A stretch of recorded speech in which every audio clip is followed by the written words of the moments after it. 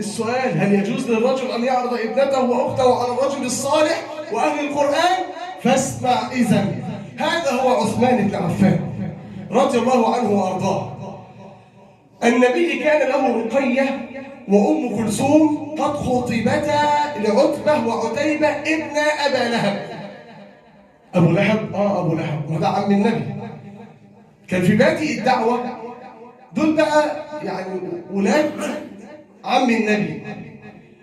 فخطب رقية وأم كلثوم وما زال الصراع قائم. النبي يدعوهم إلى التوحيد وهم مصرون على عبادة الأصنام. فأرادت أم قبيح التي تسمى بأم جميل زوجة مين؟ زوجة أبو لهب، أن توجه ضربة قوية للنبي محمد صلى الله عليه وسلم، وأراد أن توجع قلبه. فإذا بها تنادي على عتبة وعتيبة: أن يا عتبة ويا عتيبة فارقا بنتي محمد.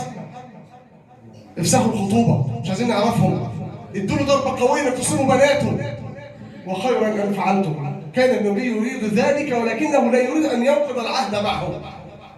اتخطبوا فمش عايز يريد أن ينقض. لما جه الأمر منهم بقى أهلا وبركة.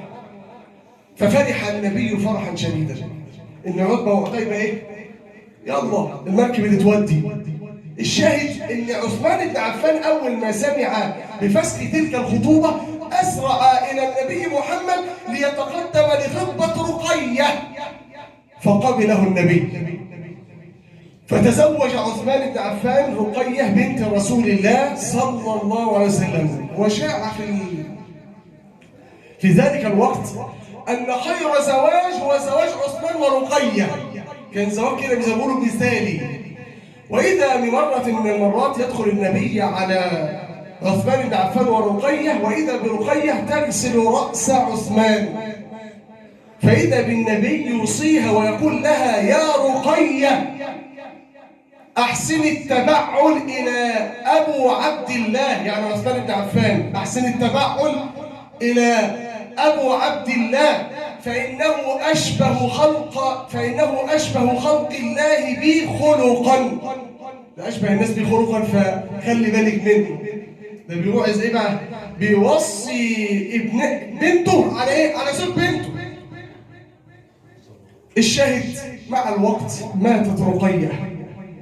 فلما ماتت رقية حزن عثمان حزنا شديدا. فإذا بجبريل ينزل على النبي الأمين صلى الله عليه وعلى آله وسلم ويقول له: يا محمد، إن الله تبارك وتعالى قد زوج عثمان من أم كلثوم. الزوجة الثانية بعد أم كلثوم. نزل عليه وحي من ربك تبارك وتعالى أن زوج عثمان لأم كلثوم. فذهب النبي مسرعا إلى عثمان ويقول له: يا عثمان أبشر، إن الله قد زوجك أم كلثوم من فوق 7 سماوات. وخذ اللطيفة دي بقى، إن سيدنا عثمان بن عفان هو الرجل الوحيد على وجه الأرض الذي تزوج بنتي نبي ورسول. مفيش حد عملها قبله ولا حد يعملها بعده. الوحيد اللي اتجوز بنتي نبي هو عثمان بن عفان. لذا كان يلقب بذي بذي النورين، رقية وأم كلثوم. فتزوج أم كلثوم وأحسن عشرتها وأحسن زواجها وهي أحسنت إليه. ومع مرور الأيام ماتت أم كلثوم. فحزن عثمان حزنا شديدا عرف في وجهه.